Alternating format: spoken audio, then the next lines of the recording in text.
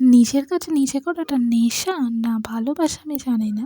তবে সে নিজের কাজ যাই হোক, চাকরি করাই হোক বা ঘরের কাজ করাই হোক, সবটাই আমার নিজের কাজ আমি নিজে করতে খুব পছন্দ করি।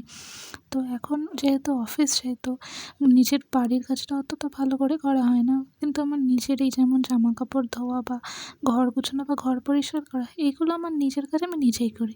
তো আজ একটু সময় ছিল, তো ভাবলাম একটু জামাকাপড়গুলো ধুয়েই নিই। তো ব্যাস যেমন ভাবা তেমনই কাজ। চলে গেলাম পর্দাগুলো নিয়ে, বাকি যা জামাকাপড় ছিল, যে ঘরের যে পিলো কভার ছিল, যে বেড কভার ছিল, সেগুলো নিয়ে চলে গেলাম ধুতে। এবার এগুলো জলেতে ডুবিয়ে ছাদে রেখে দিয়ে চলে এলাম। তারপরে এবার ঘরটা একটু পরিষ্কার করবো, আর বাকি যেগুলো আছে সেগুলো নিয়ে যাবো। এই যে বাকিগুলো নিয়ে চলে এসেছি এবং সেগুলো সার্ফ জলে ডুবিয়ে দিলাম। তারপরে এবার চলে গেলাম ঘরটা একটুখানি ঝুলগুলো ঝেড়ে নিতে।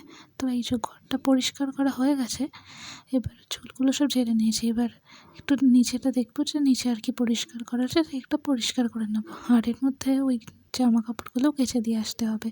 তো যাই হোক, এটার পরে এই যে পরিষ্কার করে নিচ্ছিলাম নিজের একটু মেঝেটা। তারপরে জামা কাপড়গুলো ধুয়ে তো আর ভিডিও করা হয়নি।